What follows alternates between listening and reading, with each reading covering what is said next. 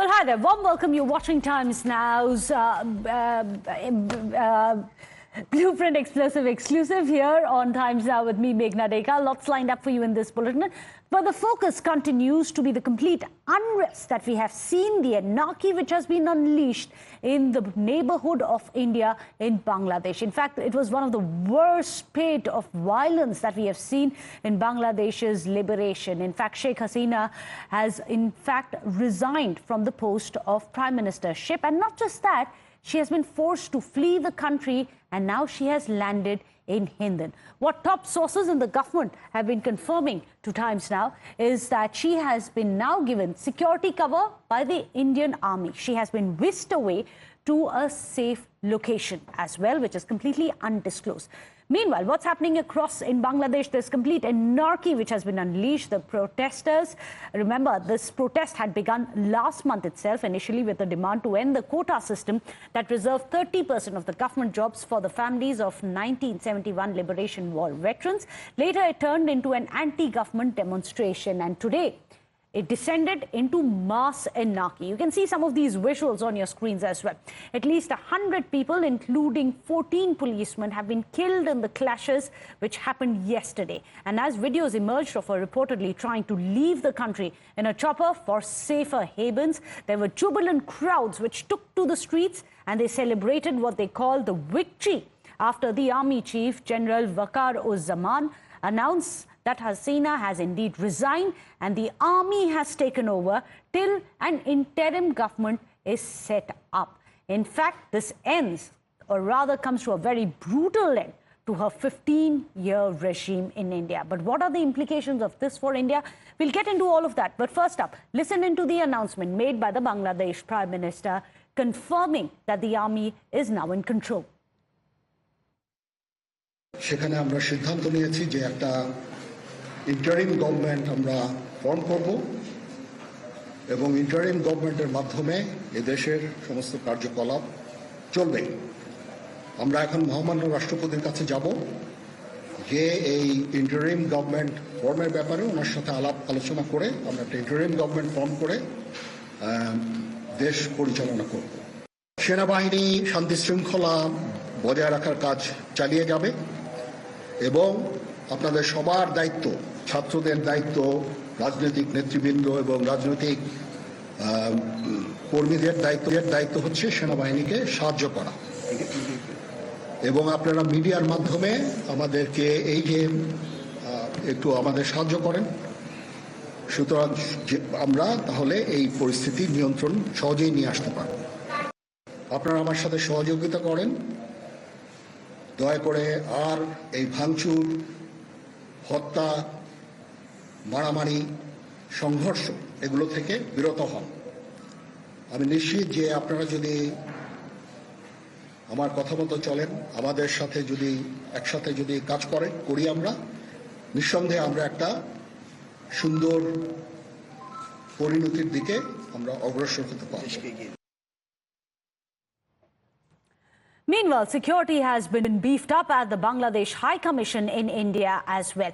We'll get you the latest reports which are coming in, but for the timing, let me go across to our panelists to get an idea of what really are going to be the larger implications of this army coup in the backyard of India. We have Shamsher M. Chaudhary, who's joining us, the former Foreign Secretary of Bangladesh, as well as a former ambassador of Bangladesh. Also joining us here on the show, Ambassador Achal Malhotra, the former ambassador of India. You have Captain Alok Bansal, who's joining us, the retired army officer, also the director of India Foundation. We have Sultan Muhammad Zakaria, a political analyst, as well as the founder of Bangladeshi Diaspora for Justice and Accountability. I'm going to come to you first, Shamsher M. Chaudhary, because it's important for us to understand and put all of this into perspective. The fact that Sheikh Hasina government has fallen after 15 years and one of the regimes that India has always shared very close ties with, after 15 years, it comes to a brutal and abrupt end. And also it's interesting to see that Sheikh Hasina has now flown to India and is under the cover and shield of the Indian armed forces. Significance of that. Thank you. First of all, I have to comment on the footages that are on the screen. Some of them are perhaps a bit dated, had happened some time ago. Now there is less of that. Well, you're right. It had been a very traumatic, 6 to 8 hours. But it started some time ago. It started with the students' protests calling for a more fair reform of the quota job in the government, quotas for jobs in the government. And the government was very dismissive about it.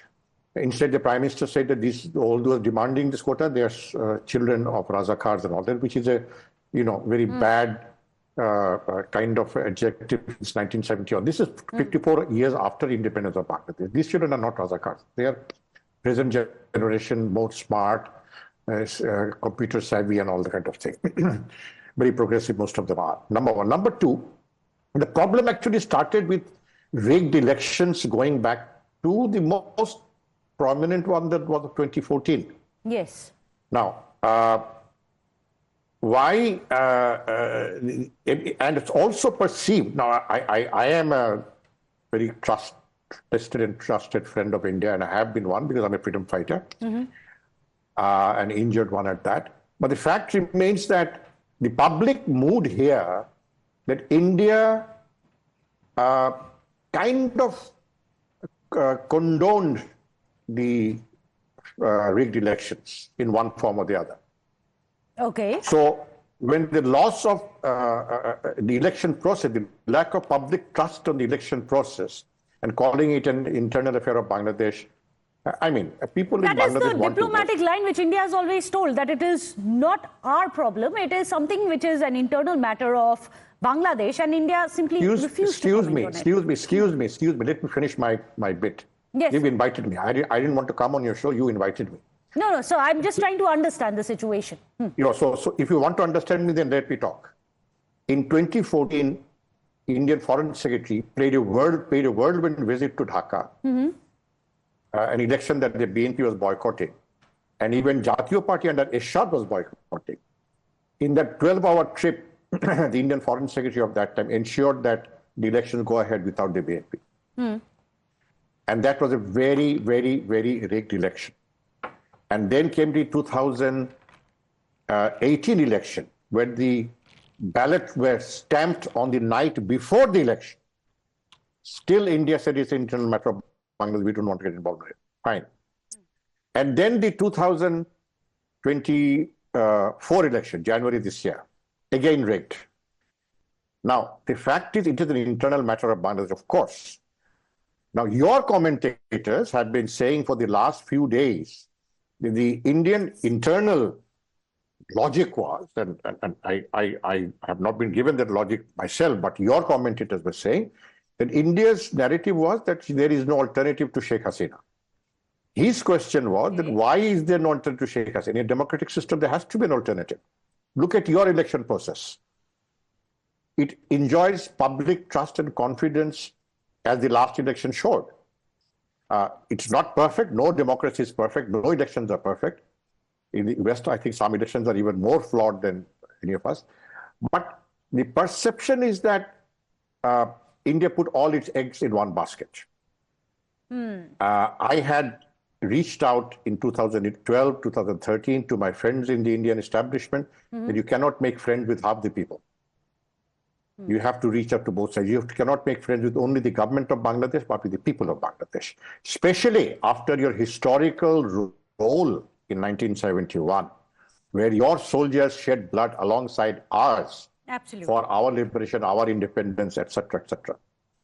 Then there are political leaders in India who call Bangladeshis termites, who go to cross over to India. So all this taken together. But coming back to the internal affairs of Bangladesh, you're absolutely right. What has happened here over the last couple of days is very much an internal dynamic of Bangladesh. And the outburst was the dismissive attitude of the Prime Minister and the political leadership. I mean, more than 300 people have been killed. You're talking of 14 policemen.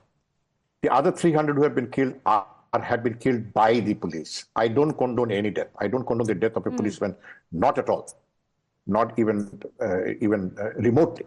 Okay. But the fact is, a young boy distributing water to the protesters, he was shot dead in cold blood. A young student of Rangpur University stood there with his arms open, with only a stick in his hand, telling the police that if you don't like me, fire at me. And the police fired at him. Not one. They fired 4 bullets at him, and he died. Okay. And that image spread all over the country like wildfire. You know, images play a very important role in this kind of situation. The Vietnam War, that Vietnamese girl who was seen running on the street after a napalm bomb took her skin off. That changed the whole dynamic of the American role in the Vietnam War. So these things should not have been allowed to happen. When the students came out saying, we don't want you to abolish the quota system, we want you to reform the quota system. She dismissed it outright, saying it is in the courts. Okay. But she eventually... Yes, that's what the Hasina government had been saying all along, that it's in the courts, it's sub judice, let the courts decide, then we'll take a law. But as we can see, Ambassador Achal Malhotra, I'm going to come to you. As we can see that there is a bit of discontentment, if I can call it, about the kind of close ties that Sheikh Hasina government and the Indian government has shared in the past. The fact that the currently you have Sheikh Hasina in India, is that going to complicate India's relationship with the current regime? Well, if you look at the history of emergence of Bangladesh, since Bangladesh came into being, for several years, when the BNP and Awami League were taking turns to govern the country. If you look at the record, I think the balance sheet is in favor of Sheikh Hasina as far as India-Bangladesh relations are concerned. I think we had more cordial relations, a more productive relationship with Bangladesh during that period, rather than during the period of BNP. I stand to be corrected. Former, Foreign Secretary is present here. But overall impression is that India and Bangladesh relations improved considerably during this period. As far as taking the Bangladesh people into confidence is concerned, I think India was quite liberal in its development assistance and development projects to be carried out in Bangladesh. So on the whole, I think from India's point of view, yes, it is going to be a matter of concern that a government or a leader which was sympathetic to improving and consolidating a relationship, who was sensitive to India's security concerns, and also was maintaining a sort of manageable distance from China as far as... Absolutely. I mean, we had absolutely no problem to the extent that it should not be against India's national security interest, and I think she was being very careful about it. So there is obviously a cause of concern for India, and knowing fully well that BNP or Jamaat-e-Islam and their links with Pakistan and Pakistan's links with China, so it's not going to augur well from India's perspective. So India has to be on guard. So definitely, I think, these are the things which keep happening, and India's policy has always been to engage the governments which are in power. I mean, we can't keep crying over the fact that she's no more there in power. And I don't think we will decide not to engage whosoever comes to power. We have done and shown it in Myanmar, when the rest of the world was, imposing sanctions on Myanmar. We were engaging their military leadership, and it paid at the end of the day. They also appreciated that there had to be somebody to constructively engage, whether you're at the same page or you're not in the same page. India has kept its stand very clear that it is an internal problem of Bangladesh. It is an internal issue that they are going to be resolving. However, I'm going to come across to Captain Alok Bansal. The fact that we share a kilometer which is over 4,000 kilometers long with Bangladesh, the fact that there are very strategic important ties, the fact that, as even Ambassador Malhotra was pointing out, you have Pakistan and China waiting in the wings right now. How is it going to augur strategically for India? There's no doubt that it is a very sad moment as far as India is concerned. Sheikh Hasina's regime was friendly, but I feel Bangladesh is a friendly country, will always remain so. I think our destinies are so intertwined that I think interests of the two countries are intertwined, and we cannot ignore each other. And I personally feel, I think Sheikh Hasina did a blunder as far as students' demonstration was concerned. And I agree with Shamsher ji, where he says that statement about Razakar was, I think, in a bad taste, should not have been made it. She could have easily diffused the situation if she would have acted. But unfortunately, she was surrounded by a number of very, very wrong advisors. Some of them actually fifth columnists, actually. Who were, I think, influencing her decision making, right. and I think that's why this sort of a situation has been reached. Right. And I have no doubts that this situation is likely to be exploited by Pakistan, which has a huge stakeholders in Bangladesh, especially those who were anti-liberation movement. Absolutely. In fact, I'll quickly bring in Sultan Mohammad Zakaria also. Already you have reactions coming in from Pakistan where they are saying that we are very sure that our continued relationship will only strengthen from here onwards, and they have welcomed the fact that Sheikh Hasina has quit and fled. What does it augur, really, strategically, for the entire area, the region? Are you asking me? Mr. Zakaria, Sultan Zakaria, please. Okay, sure. Thank you. I think it's fascinating to hear voices like the veteran strategist here, ambassadors, etc. But I think the key aspects, key takeaway from me is that, and also from my understanding of geopolitics and etc., that you don't put all the eggs in one basket, as Mr. Shamsher Mubin said, and it's not wise to act that way.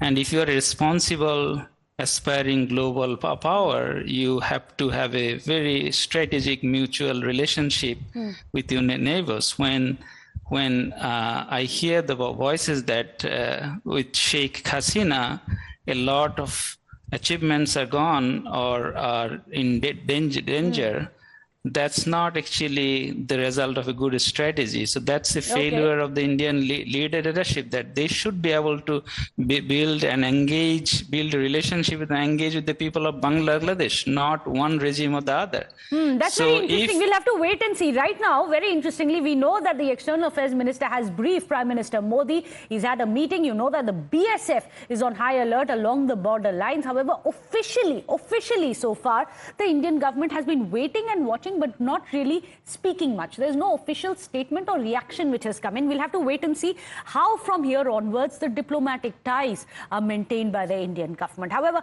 thank you so much for joining us, the former Foreign Secretary of Bangladesh, Shamsher M. Chaudhary, also Ambassador Malhotra, Captain Alok Bansal, as well as Sultan Mohammad Zakaria for joining us here on the show with your perspective. Without a short break, don't go anywhere.